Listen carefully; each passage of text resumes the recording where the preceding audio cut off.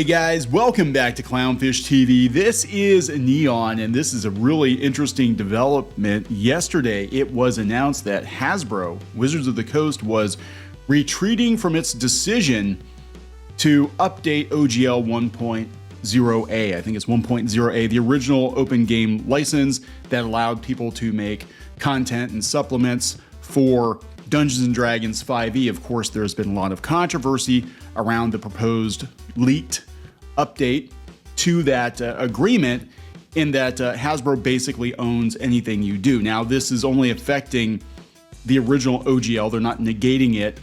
Going forward with 1D&D, I imagine things are going to be very, very different, and I still don't think that Hasbro is going to win this. I think that players have seen Wizards of the Coast for what they truly are, a corporation, not a community, and that they're going to move on to other gaming systems. A lot of other companies announcing they're developing their own in-house systems so they don't have to be dependent on D&D. What could have prompted this, honestly, is their stock situation, their financial situation. Of course, we did a video yesterday. Hasbro laying off 15% of its workforce. They want to double down on gaming because Wizards of the Coast was profitable for them during the pandemic, and now they're basically blowing that up. They're blowing up, burning down any goodwill that they had in the gaming community, both with Magic the Gathering players and now with Dungeons & Dragons players. They're selling off E1, which is the studio that's developing the Dungeons & Dragons movie that a lot of people are saying they're going to boycott.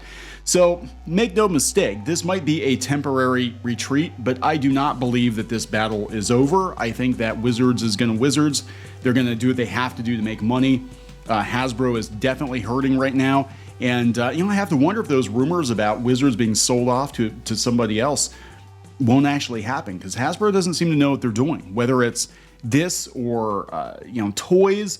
I've noticed a definite dip in quality on their toys as the prices go up, as they stuff their garbage toys into cardboard boxes without windows so collectors can't see what they're actually getting.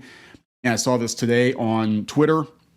This is a reissue G1 Starscream and a Transformers the movie box packaging. Of course, you can't see the toy inside. It's missing parts. The paint application is terrible. And I'm hearing a lot of stories like this. So Hasbro, which is the world's largest toy manufacturer, I believe, can't even do toys very well. So they're definitely dying a death by 1,000 cuts, I guess, as they like to say. So we're going to talk about this. Before we get into it any further, please subscribe for more pop culture news, views, and rants, guys. Over 290, almost 291,000 subs. Thank you so much for the support. We have been following the situation with Wizards of the Coast and their idiotic move to try to rein in Dungeons & Dragons fandom and the ensuing backlash. Everybody was against Wizards, and now everybody's like, oh, look, guys, we won. You're being very naive. I think this is a temporary reprieve. I think they're just going to come at it with better language, more what they call it, weasel words, smoother language, so people don't know exactly what they're agreeing to. And also, it only applies to, as I understand it, 5e. Going forward, 6th edition, 1D&D, whatever they're going to call it, will probably require this really draconian agreement, which is going to curtail their growth because people are just going to play 5e, right? If you can still make supplements for 5e, that's what people are going to use. So this is coming from Ars Technica, a natural 20. D&D Maker retreats from attempts to update long-standing open license. Negative response to the latest draft was in such high volume as to force WotC's hand. And the damage has been done, guys. It's been done. Make no mistake. I mean, you Google Dungeons & Dragons, most of the stories coming up are about their idiotic attempts to walk back the OGL. D&D owner Wizards of the Coast has halted its attempts to update the long-standing open gaming license that has dictated the legal use of the game's rules for decades. The move comes after weeks of controversy and belated attempts to partially scale back leaked plans for an OGL update. The original OGL 1.0A, first released in the early 2000s, will now remain untouched, WotC announced in a tweet Friday. What's more, the entire D&D systems reference document, the SRD, which also includes creative content like classes, spells, and monsters trademarked and copyrighted by WotC, is now available under a Creative Commons Attribution 4.0 international license, meaning it's free to use as long as proper credit is given. WotC's full retreat in this licensing battle comes as WotC says survey feedback on the latest draft update to the license was in such high volume and its direction is so plain that the company felt it had to act immediately, as executive producer Kyle Brink wrote on the D&D Beyond blog. That decisive response includes an overwhelming majority of more than 15,000 survey respondents who said they didn't want to publish RPG content under the license, the 1.2 license. The new license would force them to change part of their business. 90% said that. 88% said they're not going to publish. They did not want the original OGL deauthorized. 89%. They were not happy with WotC's drafted policy of virtual tabletop content. 86%. Beyond that, 62% of respondents said they wanted more content from the SRD included under a Creative Commons license. Now the entire SRD is under a Creative Commons license. That, Brink pointed out, is irrevocable in a way that doesn't require you to take our word for it. Choosing such a license is going through a one-way door. There's no going back. Again, for 5e.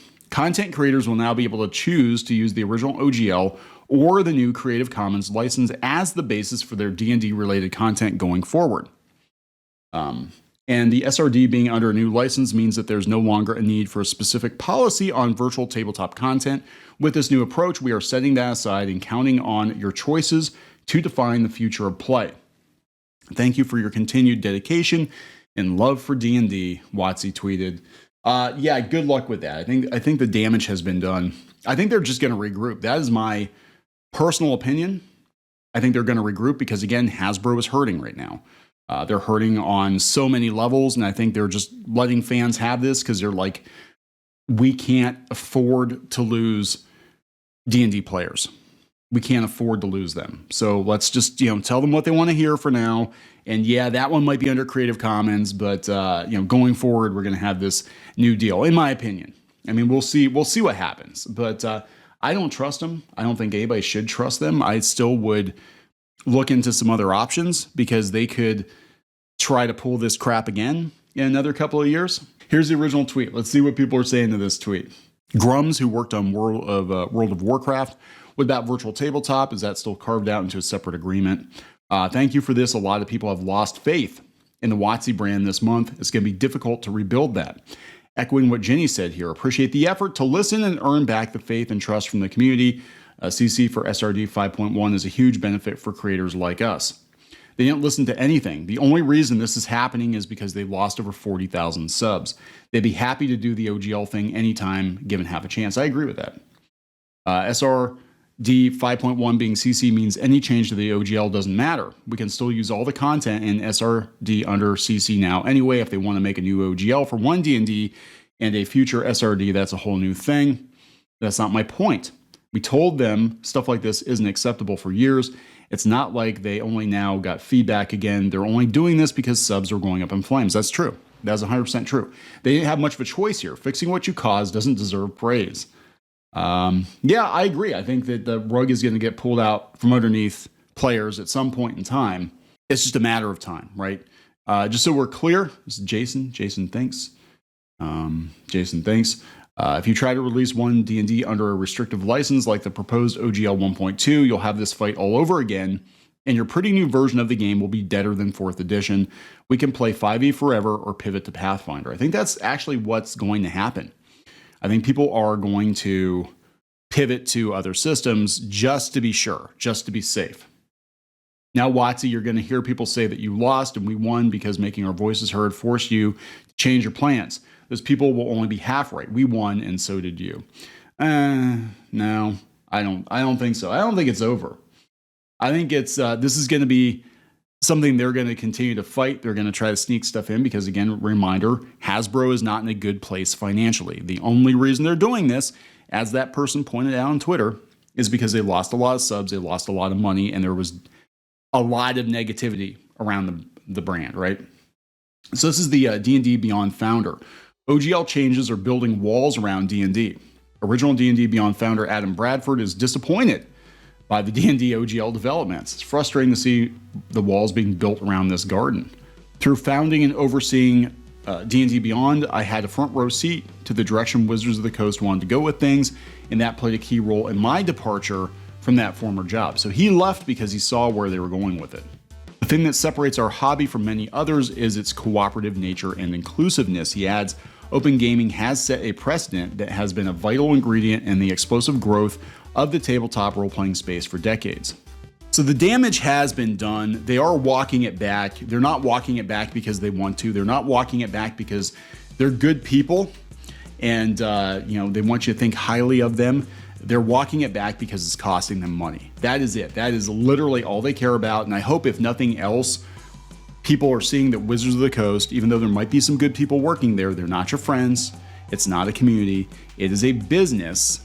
And they're going to make business decisions, and they're going to make business decisions that are unpopular with a lot of the fan base that they've courted. And it is their probably legal prerogative to do so. But again, you spent 2 decades building a community, and then all of a sudden you're going to pull the rug out from underneath people and be like, yeah, you're just our pay pigs, right? That's all you are. That's all you are to us. So if you want to go back, that's on you. Personally, I'm looking at doing some other stuff. Working on some things, and probably am not going to play D&D, at least the current Wizards iteration of D&D, anytime soon. So I'm going to wrap this up. Please subscribe for more pop culture news, views, and rants, guys. We'll talk later.